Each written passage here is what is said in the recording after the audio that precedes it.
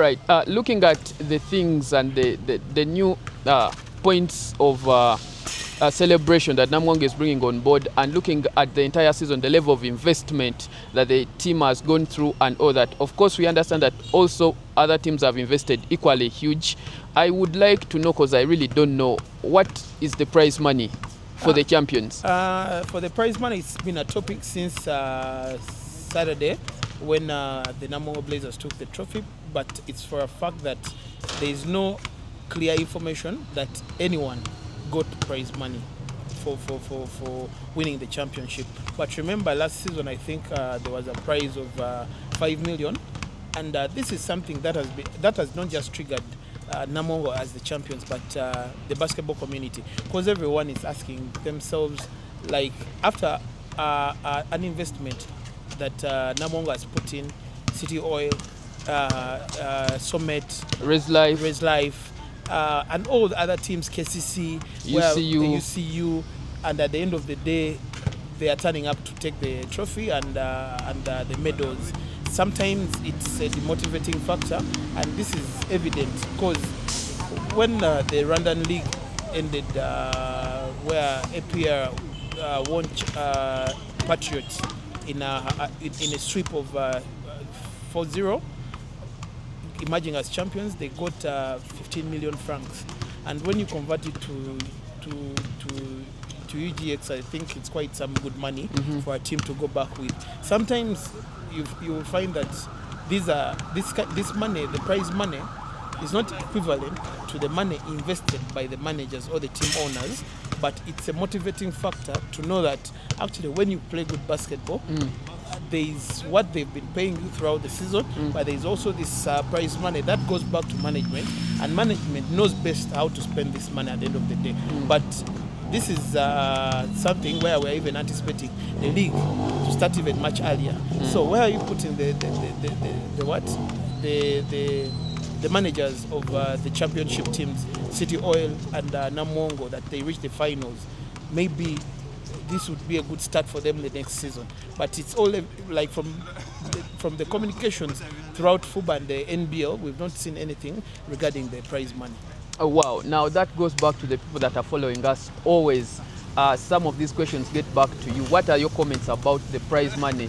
What is enough, or what is fairly enough for the champions and the first runners up right there? And I know that, Nyanzi, you will be holding a live session where you want people to come through and you take a bite about that topic, isn't it? Yeah, we'll be having a live session tomorrow. It will be a Friday, 27th. I think it will be 27th. Today's it will be 28th. It will be 28th. Actually, it will be 28th August. We'll be having a live session where we'll be talking about basketball, the prize money, and also the investment managers have put in to keep these teams afloat. Actually, talking about the issue of investment, I think this is a good place to talk about this. When you look at the investment City Oil pumps in on the last minute, and the investment, let me say, other teams choose to bring in even foreigners throughout the season. Sometimes I ask myself, don't you think we can get good players to spend the entire season with the team, but still you play within the same budget that you would bring one player or 2-3 players at the end of the regular season to play for you the playoffs? Because you know how the rumors were, how the bench of City Oil got a bit furious here and there because someone is having some kind of expectation after paying you a certain amount. Don't you think that you have talent enough, even here in East Africa or even in Rwanda, you know, because when you look at the time Landry Ndikumana has been with the Oilers, almost, I think he came in the second round. Yes, when you look at the Chol, it's called Chol, the Sudanese guy. Of which team? City Oil. Yeah. So when you invest in these guys to stay around, bond with the team, understand how the game is. Because I saw even an interview of Rambat that he liked the game in Uganda, the aggressiveness and all that, but it's not something that he expected to. You get that guys would play as aggressive as they were, but it was a good game for him, and I think Going back as a person who doesn't play like in Uganda professionally, it's something to take back home that there is basketball in Uganda. We just need to see, build our community to the point that we can have like MVPs, being Ugandan. Because you look at the the best team of the league, where they selected Nyembo, Anton, they selected Ekau, they selected Rambat, they selected and Komagum. Yeah. When you look at that squad, only one person is playing local. You get it? Yeah. Like he's a Ugandan typical. It's Ekau. Then when you look at Komagum, he plays on the national team, but he's not Ugandan based. When you look at Anton, he's Nigerian. When you look at Nyembo, is Congolese. When you look at Rambat is playing in the States. You get. So when you look at that, what does it communicate? Yeah, what message does it send out? Does it send out to the basketball community? But you know very well, we have talent here. We've had talent before here. We've had MVPs like Titus. We had Titus at one point as the MVP. You get. I would say it's Ugandan. You get. We've had moments where we had the Malingas being MVPs. We've had times of Normans where they were MVPs. So it's a loud, silent communication to the basketball out there. That sometimes when you look at the top four, I mean not the top four, but the four from the five, we have one locally based, locally grown basketballer. Yeah. So it's quite loud even in its silence. Quite revealing right there, giving us that detailed analysis there, Nyanzi. But for the National Basketball League men's side, it is now officially done. We know that's the NBL. Yeah, NBL. Yes. We know who the champion is. What next? Yeah, right now still the ladies are still going on. I think Stormers, is it Stormers? I think they took on KCC won the third place. They played yesterday with the Stormers for the third place position, just like UCU played Res Life for the third place position, where UCU emerged the winner. And also, as of now, the series is 3-0. So we are anticipating a sweep from UCU beating JT. Wow. Yes. Yes. So wrapping it up here, and I know that you have been part of this season very much. So as we go into the break, you get it? It's the question that I'm raising here. What next? Yeah, not rumors, but FUBA has been planning an early season. An early season basically starting in November. The date is not yet confirmed, but from a conversation but I had with Nick, he told me the projections of having this season start much earlier is it's more likely to happen. And this is something I think that will be good. It will create more activities in basketball and basketball development, because when you look at most of the times our league, the way it has been very uncertain and the times of starting.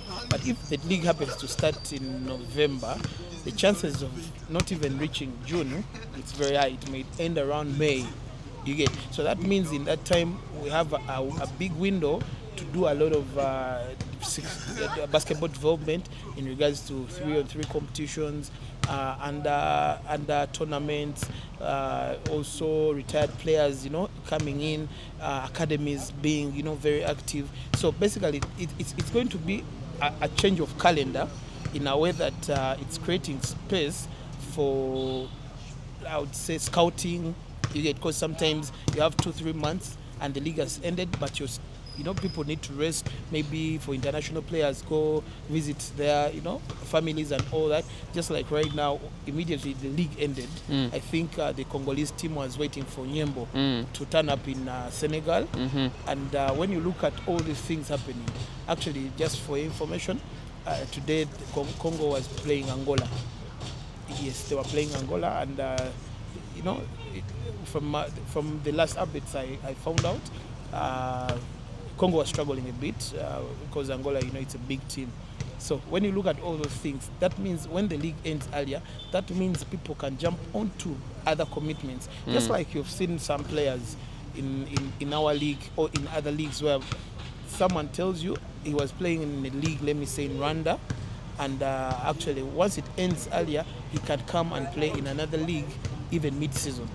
You get? Yeah. So basically, for even professional players, it's a window for them to get other opportunities out, and also maybe take on short-term contracts. Yeah. You get? Just like what happened to Akelo Axi, when the league ended, he traveled and continued playing with the other team in was it in Egypt? Yes. So this is a good thing to run the league sooner than it has been running, so that opportunities for players and other engagements can happen during that. Look at it right now. We have Chira 8 coming up. Yeah. Chira 8, it's a tournament organized by the JT, but when you look at the window it's coming in from, it's going to be a little bit tricky. You get it? Guys are still coming out of fatigue, so you're expecting them to maybe train, or even this is a time for maybe guys who didn't really get a lot of playing time to engage in such tournaments. To show up, yeah, Exactly. definitely. Wow, Nyaz, it's been quite a long time sitting there giving the people who follow this channel out there updates, sharing opinions with them and all that. For you, about this journey, what has been the most outstanding point of it on your side? Here at the Lifeline Arena podcast. I think the best thing about this, we saw a lot of changes happen as the game went on both benches of the teams that emerged to the championship. I saw I was able to follow up with the Res Life and the programs they've been having, and how their coaches have worked with young talent to get where they are. And I've also seen competition amongst the teams that are, I think, from 5 below. The competition felt different from the teams from 5 up above. Wow. You get it? So there's quite a lot of things to look out for the next season, and the talents that we've seen that maybe emerged in the last minute. It's quite an experience that for someone who has not been watching basketball, this is a good time to start watching basketball, because a lot of new things are coming up.